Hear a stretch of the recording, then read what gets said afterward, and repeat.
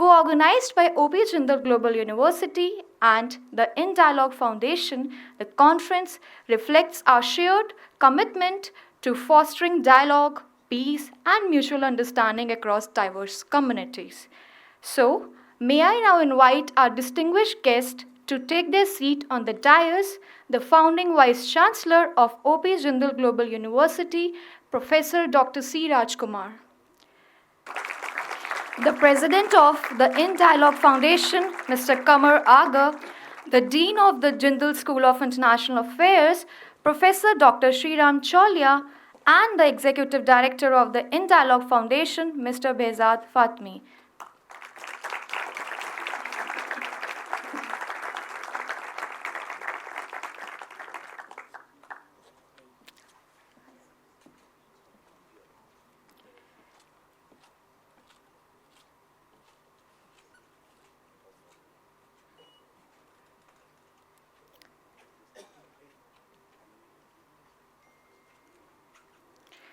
So may I now invite Professor Dr. Sriram Cholia to deliver his welcome speech.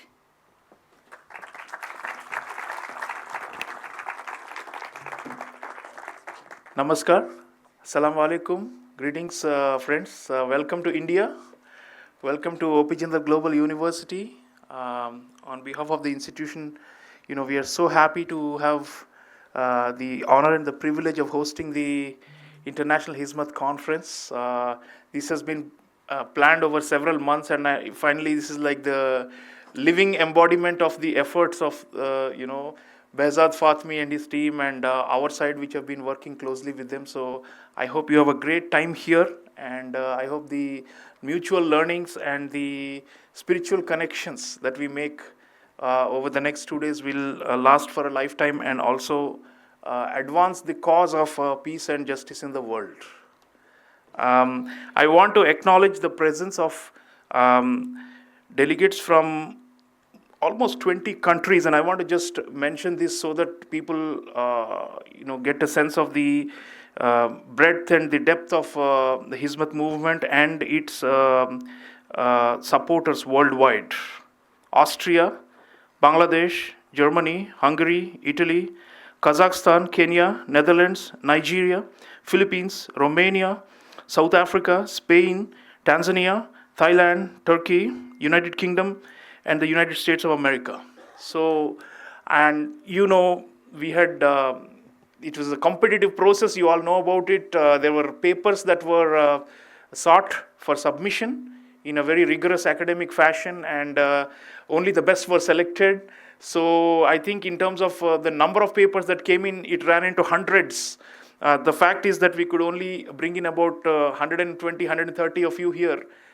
Means that this is just the microcosm of the full extent and the influence of Hoja Effendi, Fatullah Gulen and his movement.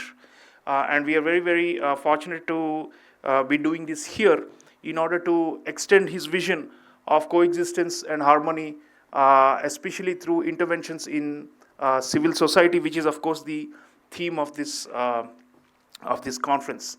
I want to mention a few things before I hand over to the Vice Chancellor. Firstly, we have 2 days here, and there are parallel sessions that are going to happen, and therefore we look forward to engaging with you at the intellectual and the spiritual level there. But right now, it's more like an institutional opening today, and we would like to say a few things about this institution.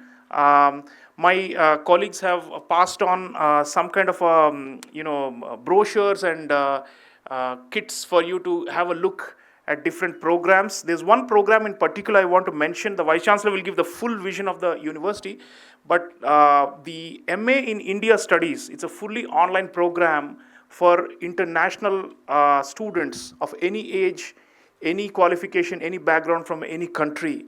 This is a one-year master's program that we do where we show the full diversity of India. You are getting a small glimpse of it during this trip, but you can learn at a deeper level about India, its society, its economy, its politics, its culture, its foreign policy, gender issues, environmental issues, science and technology, India's ancient traditions of spirituality, wisdom, everything. This is the MA in India Studies, and it's being circulated to all of you. So I strongly encourage you to think about applying to our MA in India Studies, the only kind of a program which is interdisciplinary about one big country in the world that is being offered by an Indian university. So do think about that. While you're here, you will also be encountering a lot of Indian friends, and I'm sure you will get to learn a lot more about this country and its ways of thinking. We have been, relatively speaking, a successful society and a polity which has managed diversity. So diverse societies, this, you cannot have a conference with this kind of theme probably anywhere else except in India. And I think we are very proud of that fact. Of course, we have problems, and I'm sure we would like to hear your thoughts on what you think about our country and vice versa. And this is how we can advance the thinking and the knowledge on peace, on how to make more peaceful societies and more harmonious planet, because we are really struggling with so much violence going around, and there's so much hatred. And in fact, the only time I had the chance of meeting Mr. Gulen in Pennsylvania, I was fortunate to have seen him before he left us physically. I asked him through translation, and Behzad was there. There's so much war and violence around the world, and what can we do about it? And we seem to be helpless and just watching or being victims to violence, right? And he said that if you follow the path of the Prophet and of other spiritual traditions, we can end this violence right away. So as a social scientist, that struck me, because we tend to analyze these things in terms of economic structures and political and military and those sort of rational factors. And he said that if we just follow the spiritual path, all the violence on this planet will end right away. And of course, he was very frail at the time already, and we didn't have time for a longer conversation, but it stays in my mind. So all I can say is that if we can advance that goal and that vision through this conference, it will be a befitting tribute. I think this is the first Hizmet conference since he has left us physically. So it's very important that this will remain etched in history as a landmark, because after him, the movement, as it goes forward and continues its good work around the world, this will be seen as a milestone, the conference in Jindal Global University. Thank you so much. Thank you so much, sir, for setting the tone of the conference. So now may I invite the founding Vice Chancellor, Professor Dr. C. Rajkumar, to deliver the presidential remarks. Keep this here, no? Very good morning to all of you. It is indeed my proud privilege to welcome all of you to this International Hizmet Conference 2026 that is being hosted here at the campus of OP Jindal Global University. We have been working very hard with the team, including Omar Agha, as well as Mr. Behzad Fatmi, and my dear colleague, Professor Sriram Chalia, and many other faculty members and your team members for this International Hizmet Conference. I'm so delighted that the theme of this conference so resonates with some of the most compelling challenges that we are facing around the world, the role of social movements in cultivating trust and collaboration in diverse societies. In many ways, universities have been historically the microcosm of that diversity. Today, I'm so happy to see so many of you from more than 20 countries in the world who have chosen to participate in this International Hizmet Conference. What I thought I will do is, since you have a number of themes that you will be discussing in the course of the conference, I'll briefly introduce the university, which I think is a very important context to where you are and what this university is doing in many ways to advance some of the most fundamental and foundational principles and values of the International Hizmet Movement itself. I'm also so delighted to welcome one of India's leading public intellectuals, Mr. Sudhindra Kulkarni. Thank you very much, sir, for your presence and participation. Mr. Kulkarni made a very significant contributions both within the government and outside the government, and for many years now he's been one of India's leading public intellectual voices contributing to a number of issues that are broader in the public domain. I also want to welcome my dear friend, Honorable Justice Michael Wilson, former Judge, Supreme Court of Hawaii, who is now teaching at Jindal. So thank you, Mike, for being present here. For all the delegates who are present here, how many of you have come into the campus for the first time? Can you raise your hand? Okay, great. So we are located in a place called Sonipat, which is in the state of Haryana, although located within the national capital region of Delhi. This campus is almost 6 million square feet of built-up space spread across 100 acres.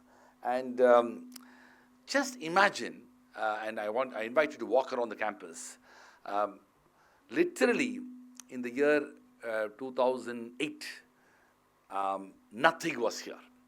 The entire 100 acres was basically large, set of paddy fields, and pretty much nothing was here. We built everything. So whatever you see is part of a larger effort to transform India to be a knowledge hub, as it used to be the case more than 2,000 years ago, when India's civilizational heritage had institutions such as Nalanda, Takshashila, Vallabhi, and Vikramshila. So I want to trace that journey, but more importantly, to tell you that this university was founded through a philanthropic initiative of our founding chancellor and benefactor, Mr. Naveen Jindal, as a tribute to his father, Sri O.P. Jindal, who is very much from the state of Haryana. I had the privilege to meet Mr. Jindal in the year 2006 and got to persuade him to do three things. One, to make a substantial financial commitment. Second, to do it in a not-for-profit manner.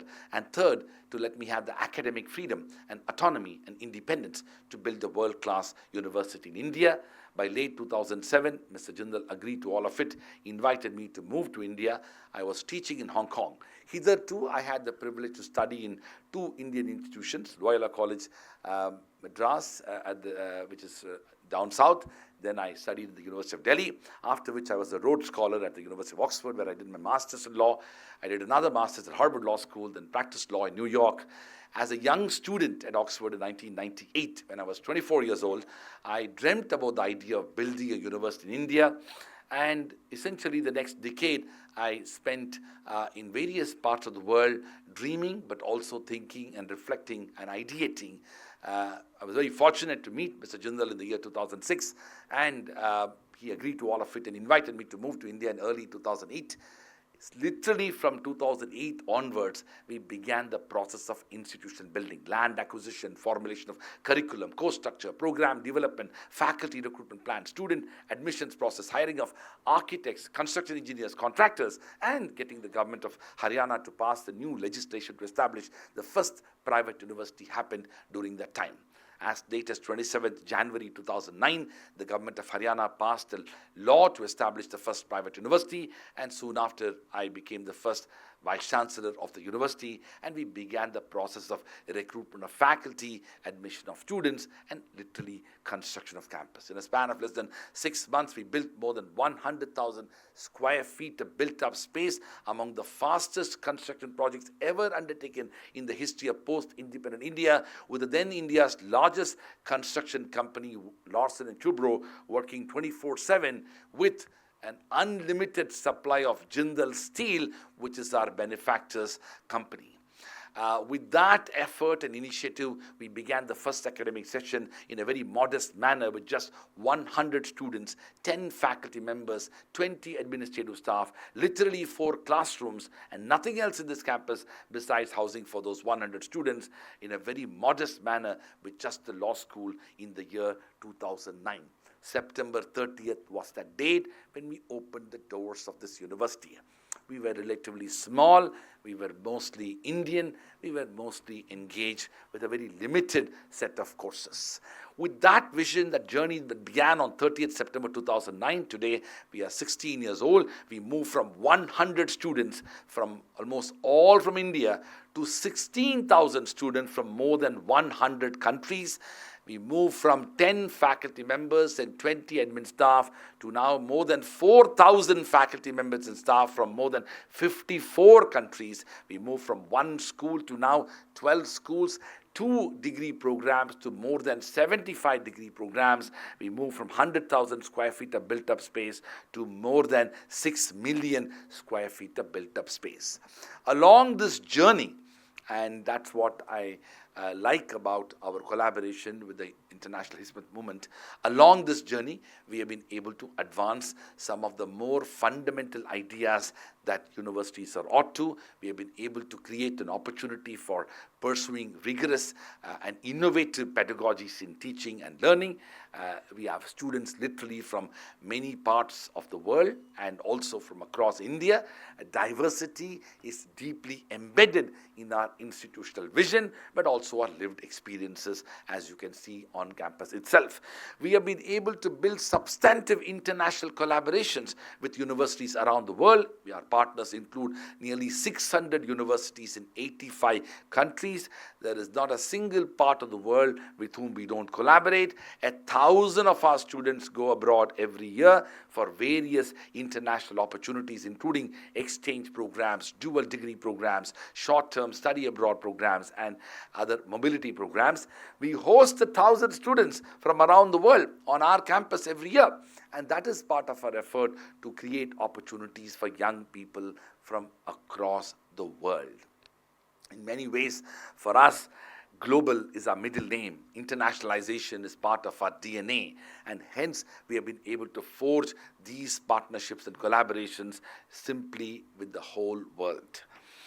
I also want to mention that we are a university based on strong traditions of research and knowledge creation and publications. We have 65 research centers and 6 research and capacity building institutes, each of which is advancing the vision of the university. Our faculty members have been at the vanguard of publications, have produced more than 250 books, literally 10,000 plus publications across all aspects of the various schools and programs that we have.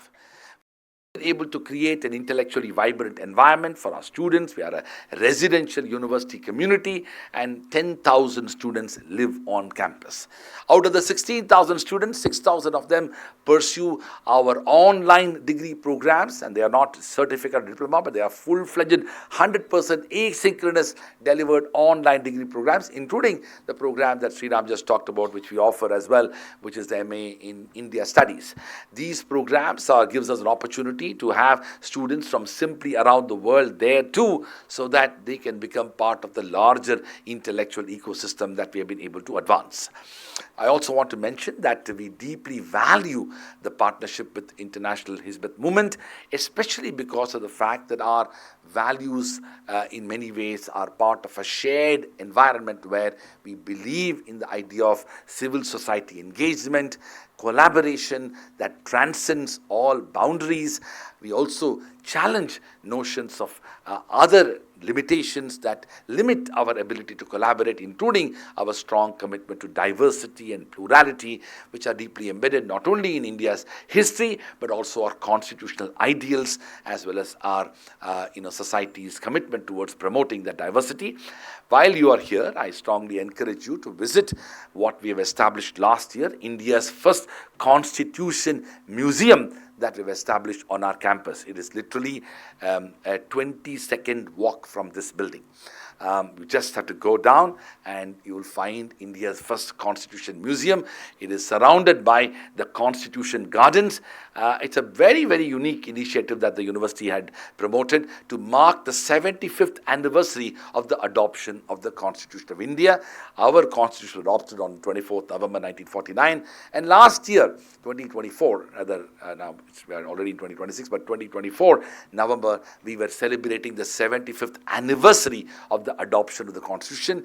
We were quite surprised, and that's another quite a revelation that we simply didn't have one in India. We were inspired by the National Constitutional Center in Philadelphia, America's Constitutional Museum, but beyond that, there is nothing like that in the world. And so we decided to build a unique Constitution Museum. Please spend an hour and a half or so.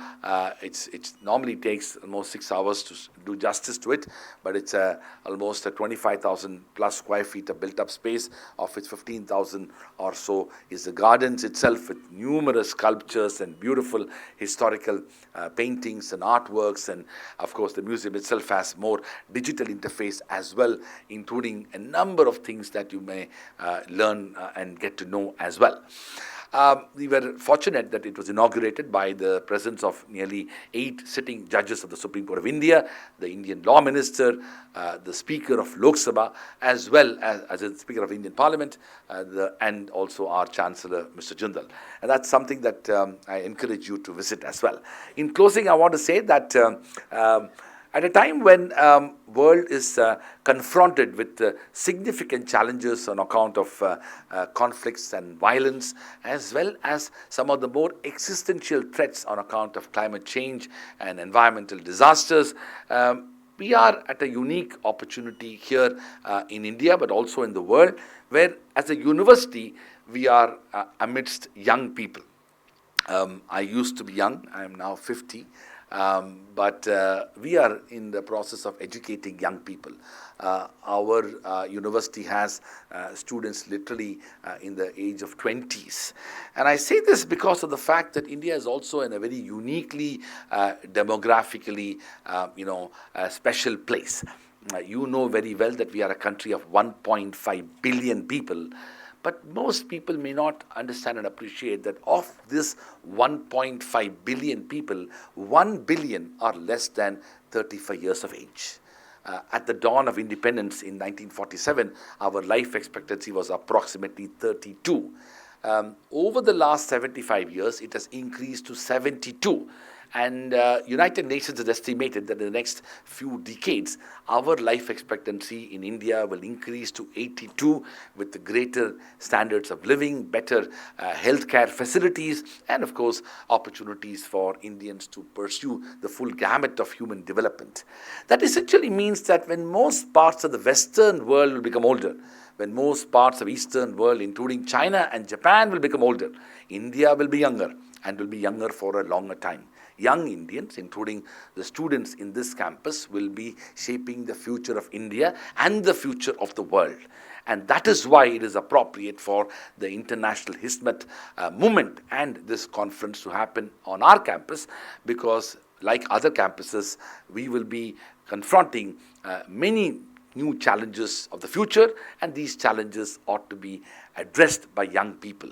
Young people need to have greater sensitivity towards appreciating diversity, plurality, and all the values that both the Hizmet Movement as well as OP Jindal Global University is deeply committed to.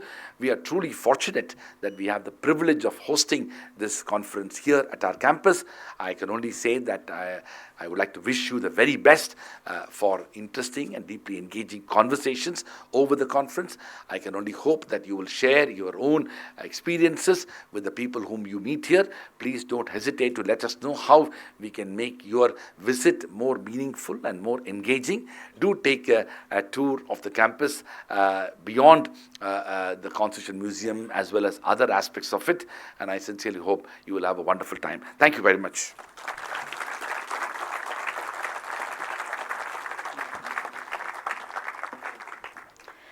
Thank you so much, sir, for your enlightening remarks. So, may I now invite Mr. Kumar Aga to deliver his remarks.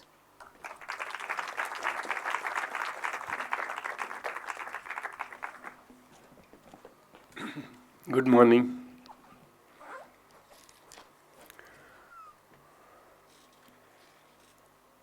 Distinguished guests, respected scholars, member of civil society, dear colleague and friends.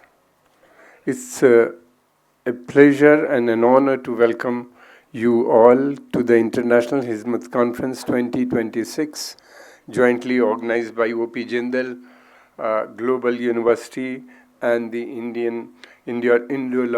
Indialogue Foundation. I extend my warm greetings to the participants who have traveled from nearly 30 countries to be part of this important global conversation. At the outset, I would like to acknowledge our academic partner OP Jindal Global University for its commitment to fostering critical inquiry and global engagement. Conferences such as this demonstrate how universities and civil society organizations can work together to address complex and political challenges. As a journalist and a student of international affairs, I spend much of my professional life observing how rapidly our world is changing and how fragile trust has become, both within societies and between nations. We are living in a time marked by geopolitical rivalries, identity-based conflicts, information war, deep social polarization. In many contexts, the language of cooperation has been replaced by the language of suspicion. It is against this background that the theme of the conference, the role of social movements in cultivating trust, global collaboration in diverse society, assumes particular significance. This is not built by institution alone, nor can it be imposed by policy. More often than not, it emerges from the ground up, shaped by civil engagement, ethical leadership, and sustained human interactions.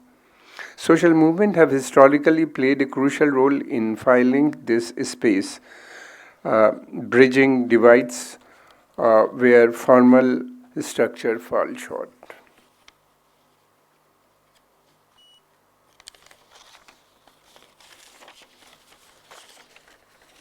The Hizmet movement, Hizmet means khidmat in Urdu or Persian, Arabic, Arabic in fact, which is a critical to many of the discussion at this conference, offers a compelling case study in this regard, inspired by the ideas of Fatihullah Gulen.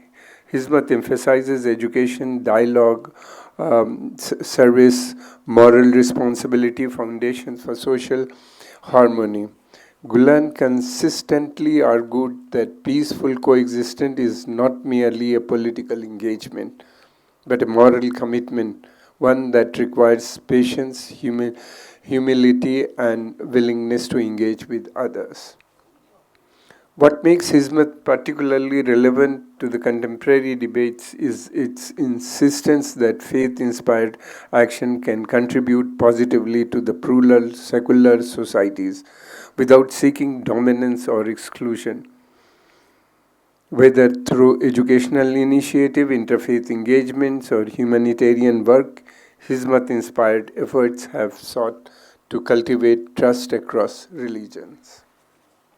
As the president of the Indialogue Foundation, I see our work in India as a part of this broader ethical and civic vision.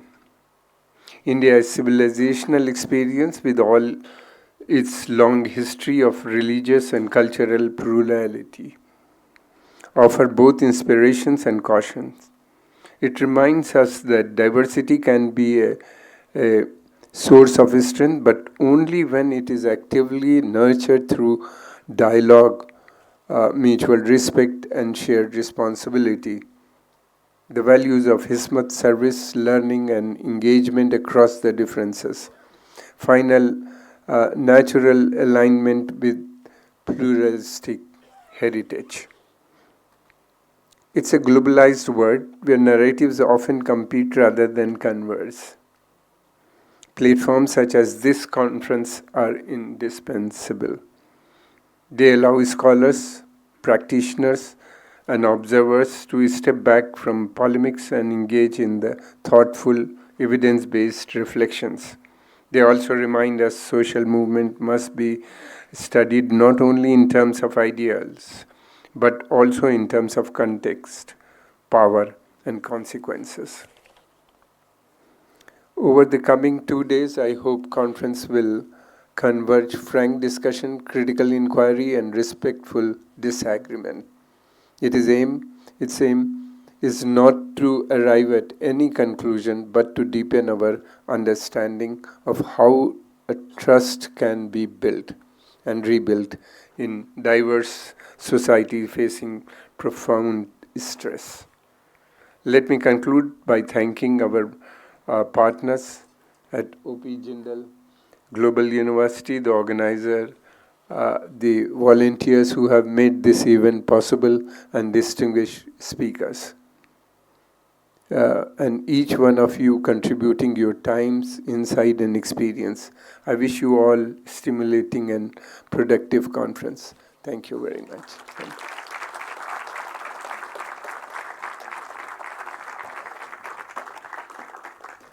Thank you so much, sir, for your valuable insights. Now I request and invite Mr. Behzad Fatmi to deliver his remarks.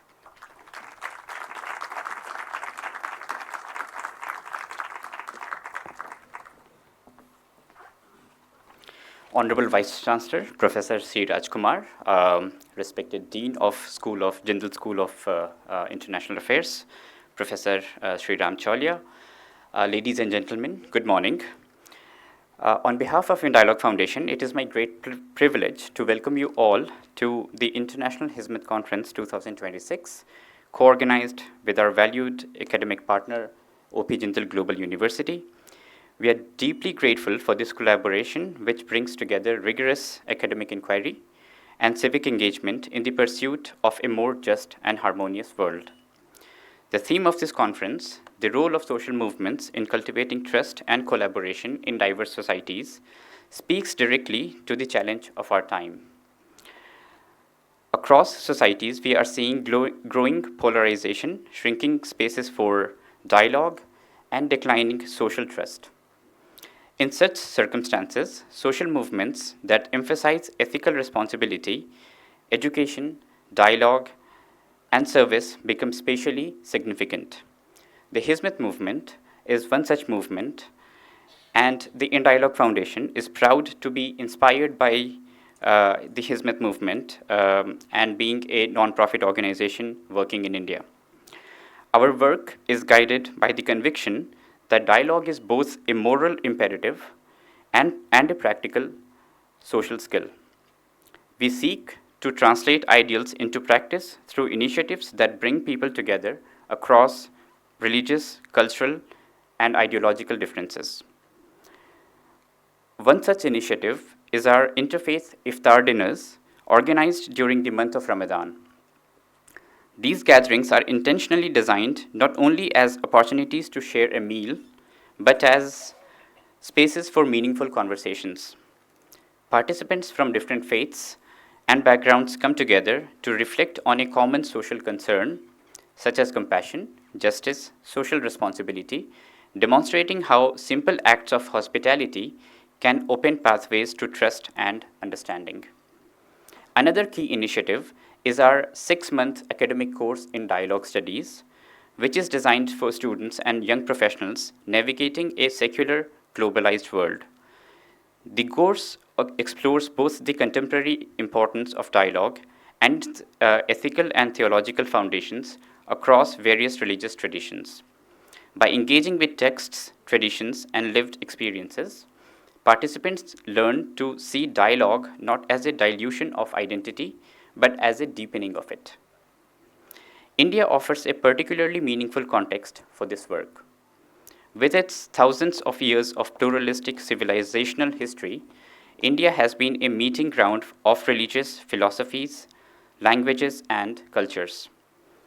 Despite its complexities and tensions, India's enduring plural ethos, its capacity to live with difference, resonates strongly with the core values of the Hizmet movement. The emphasis on coexistence, learning from one another, and moral responsibility finds deep parallels in India's own intellectual and spiritual traditions. As we move into the sessions of this conference, we hope for conversations marked by intellectual rigor, openness, and humility. We invite to engage critically with social movements, their possibilities as well as their limitations, and to reflect on how trust and collaboration can be cultivated in the contexts you come from. I must thank the OP Jindal Global University and its leadership, our distinguished speakers and panelists, and all the participants who have traveled from across the world to join us for this conference. May this conference strengthen networks of understanding, inspire collaboration, contribute meaningfully to the ongoing work of building more inclusive and compassionate societies. Thank you so much.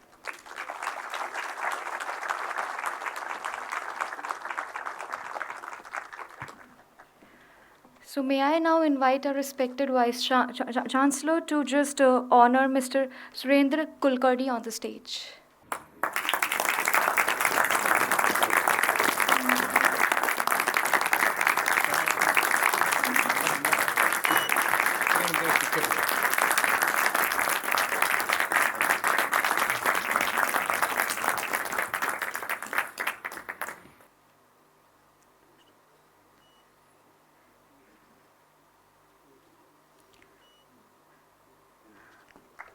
Now I request our Vice-Chancellor to honor Mr. Kumaraga.